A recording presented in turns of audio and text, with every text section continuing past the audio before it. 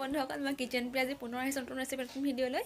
আজিৰ ৰেচিপিটো একেবাৰে সহজ একেবাৰে চিম্পুল। আজিৰ ৰেচিপিটো হৈছে ছাগলী মাংস আৰু বতৰ ঠাণ্ডা, গতিকে কেনে আজি বনাইছোঁ ছাগলী মাংস লগত একদম জালুক চালুক সৰহকৈ খুন্দি পিনে আৰু তৰকাৰী, ছাগলী মাংসৰ তৰকাৰী। আৰু ঠাণ্ডা বতৰ ছাগলী মাংস খাই ভাল লাগে।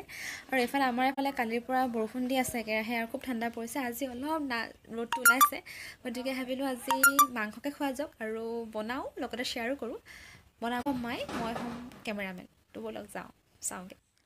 মই কেমেৰালৈ আহোঁ মানে মায়ে মাংসত অলৰেডি আপোনাৰ জালুক নিমখ হালধি সানি থৈছিলে। এতিয়া এইফালে চাওক, লৈছোঁ পিঁয়াজ, কেঁচা পিঁয়াজ, আদা নহৰু, আৰু লৈছোঁ অকণমান গৰম মছলা হিচাপে লৈছোঁ ইলাচি, আৰু এইফালে লোৱা হৈছে জলকীয়া।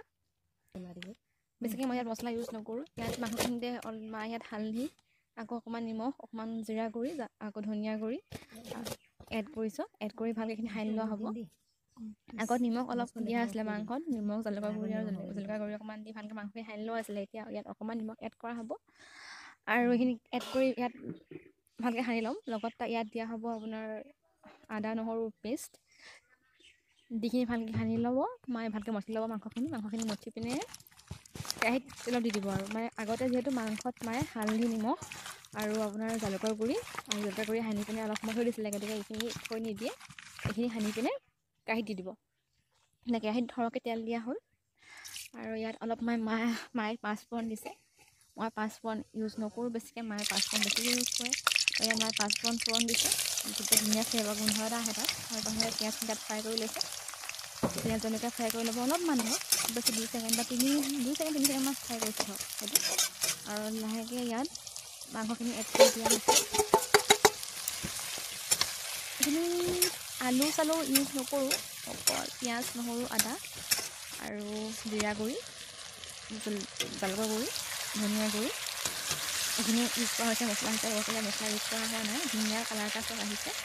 এতিয়া এইখিনি হয় মানে ধৰক আপোনাৰ লাগি যাব আধা ঘণ্টা। যিহেতু ছাগলী মাংস হয়, প্ৰেছাৰ কুকাৰত বনাই ছাগলী মাংস সিজিবৰ কাৰণে ইয়াত আমি কেৰাহীতে বনাইছোঁ। আৰু কেৰাহী সিজি যায় ধৰক, ইয়াত অকণমান পানী দিছোঁ, অলপমান ধৰক সিজিবৰ কাৰণে অকণমান পানী দিয়া হৈছে। এইখিনি ভালকৈ লৰাই মেলি ঢাকি থ'ম। ৰঙচুৱা নোহোৱালৈকে ধৰক সেইখিনি লৰাই থকা হ'ব। সিমান দেৰিলৈকে মাংসই আপোনাৰ তেল এৰি নিদিয়ে ধৰক, যদি সিমান দেৰিলৈকে এইখিনি ভালকৈ লৰাই থকা হ'ব। এতিয়া চাওক, অলপ ধুনীয়া কালাৰ এটা আহিছে, আৰু মাংস আৰু তেল অলপ চব বেলেগ হৈছে। এয়া বুজিছেনে? পানীখিনি অলপমান পানী দিছিলোঁ, পানী শুকাই গ'ল একেবাৰে। এতিয়া এইখিনি ভালকৈ লৰাই মেলি আকৌ ঢাকি দিয়া হ'ব। এতিয়া অলপমান তাত পানী দিছোঁ, পানী দি মেলি ঢাকিব দেই। পানী অকণ দিছোঁ, দি পেলাই ঢাকি দিয়া হ'ব। আৰু জোল খুব কম দিয়া হ'ব, বেছিকৈ জোল নিদিয়ে। আৰু ঠাণ্ডা বতৰত আপোনাৰ ছাগলী মাংসৰ লগত ৰুটি নহ'লে গৰম গৰম ভাত খাই বহুত বেছি ভাল পাওঁ মই, আৰু চবৰে প্ৰিয় বিশেষকৈ। এইখিনি চব উতলিছে অকণকৈ। এতিয়া এইখিনি নমাই লোৱা হ'ব। নমাৰ আগতে তাত দি আছে আপোনাৰ গৰম মছলাৰ পেষ্ট, যিখিনি ইলাচি সেইখিনি পেষ্ট কৰি পিনে ইয়াত দি দিয়া হৈছে গৰম মছলাৰ পেষ্ট হিচাপে। আৰু আজি কেমেৰা ধৰোঁতে মই মানে কেমেৰা থিয়কৈ ধৰিলোঁ, গোটেই ভিডিঅ'খিনি থিয় হ'ল আজি। একদম মানে মই চবফালে বেয়া। আৰু এয়া আমাৰ গৰম গৰম মাংস ৰেডি। ঘৰতে গ'লে এবাৰ ট্ৰাই কৰি চাব, আৰু খাই বেছি ভাল লাগিব। ঠাণ্ডা বতৰত গৰম গৰম ছাগলী মাংস। আজি ইমানতে সামৰণি মাৰিছোঁ। আকৌ লগ পাম নেক্সট ভিডিঅ'ত, নেক্সট ৰেচিপি লৈ পিনে। তো আজিলৈ বাই বাই।